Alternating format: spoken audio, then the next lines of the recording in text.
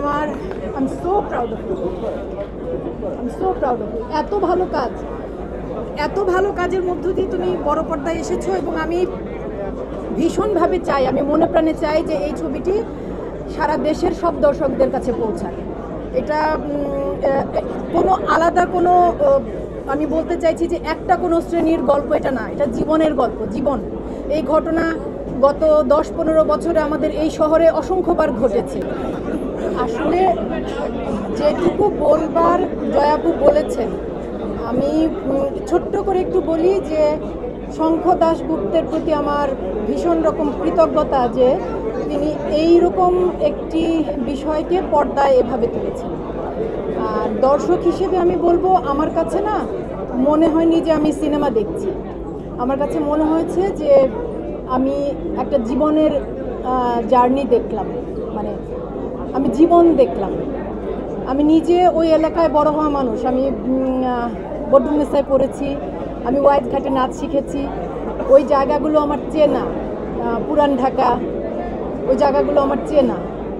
আর আমার মনে হয়েছে মেহজাবিন, সম্রাট, আমি জানি না মানে এই ছবির জন্য যদি ওরা অভিনেতা হিসেবে জাতীয় চলচ্চিত্র পুরস্কার না পায়, আমার মনে হয় অভিনেতা হিসেবে ওদেরকে বঞ্চিত করা হবে। অভিনয় মনে হয়নি, জীবন এত ভালো, এত সুন্দর, পুরো টিমের প্রত্যেকের ভালো অভিনয়, পাভেল ভাই, বাশার ভাই, রিজু, প্রত্যেকের আমার আসলেই বিশ্বাস করেন আমার একদম বুক কাঁপছে।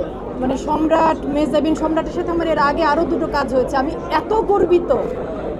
Mehjabin, I am so proud of you, I am so proud of you. এত ভালো কাজের মধ্য দিয়ে তুমি বড় পর্দায় এসেছো এবং আমি ভীষণভাবে চাই, আমি মনে প্রাণে চাই যে এই ছবিটি সারা দেশের সব দর্শকদের কাছে পৌঁছায়।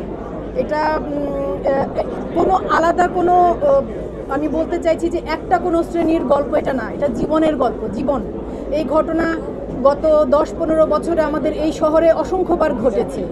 এই মৃত্যু, এই আগুন, এই ধর্ম, এই মানবতা, এই অমানবতা, এই অর্থলোভ সব আমাদের জীবনের অংশ। সেই জীবনকে শঙ্খ দাশগুপ্ত এত অসাধারণ করে পর্দায় এনেছে, আমার আসলে গা কাঁপছে। আমি এত ভালো লেগেছে আমার ছবিটা, এত ভালো। কমন প্রবলেম কিন্তু এগুলো, যেগুলো আমরা সারাদিন মানে দেখেই থাকি ঢাকা শহরের। হ্যাঁ, প্রতিদিনের গল্প।